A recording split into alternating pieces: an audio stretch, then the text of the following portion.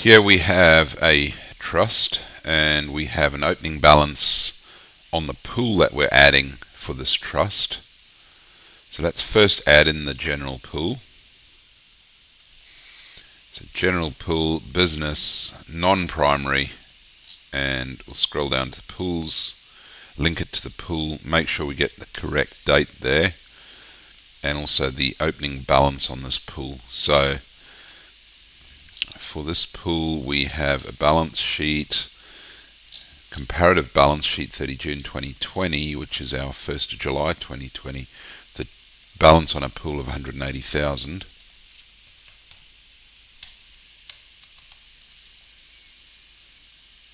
And we've got some arbitrary asset we'll add in this pool.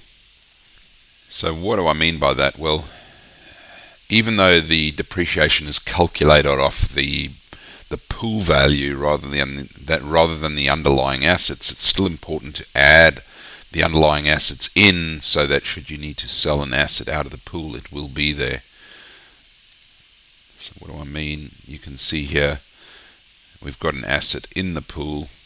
It had a cost, it had a purchase date. The pool itself has an opening balance, and under the new immediate write-off rules, this pool essentially gets completely written off. But now let's add in an asset for the 30 or for a time frame within the 30 June 2021 financial year.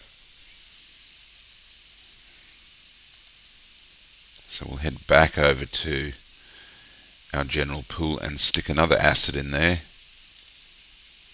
And this asset is essentially going in for the current year.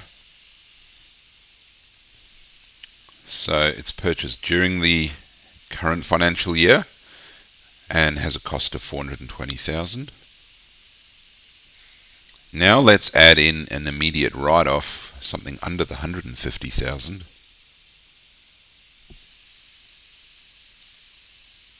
So we need to add in another group for the immediate write-off.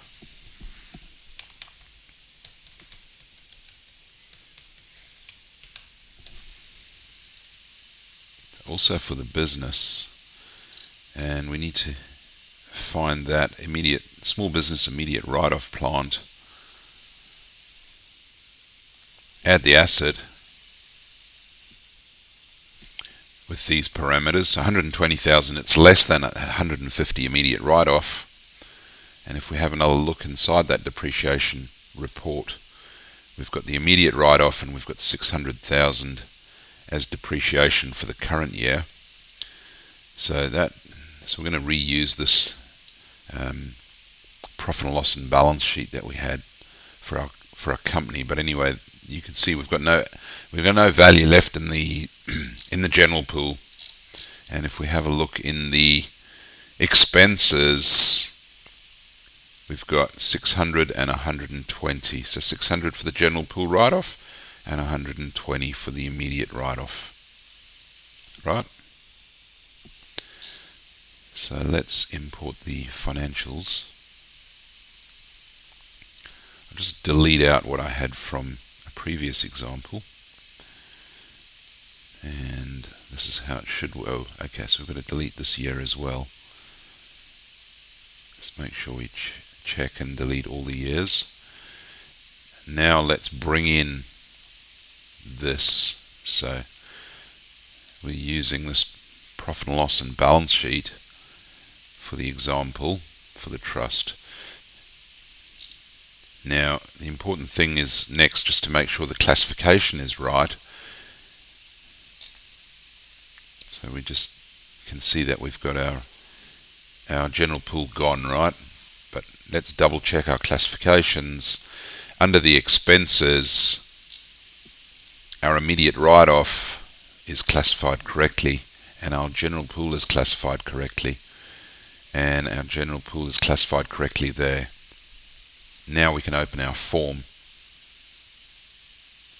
and see how this depreciation will get reported.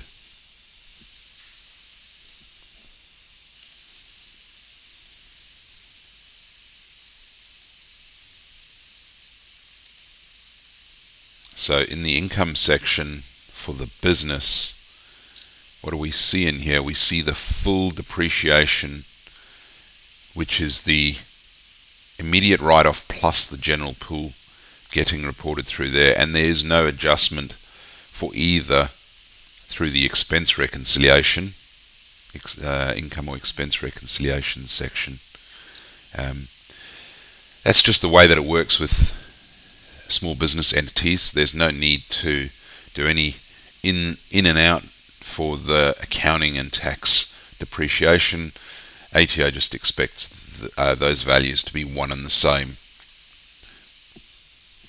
And if we did have a look at depreciation over here, you can see we've got our general pool depreciation and the immediate write-off. And we see for the small business entity values, we've got the immediate write-off and the general pool.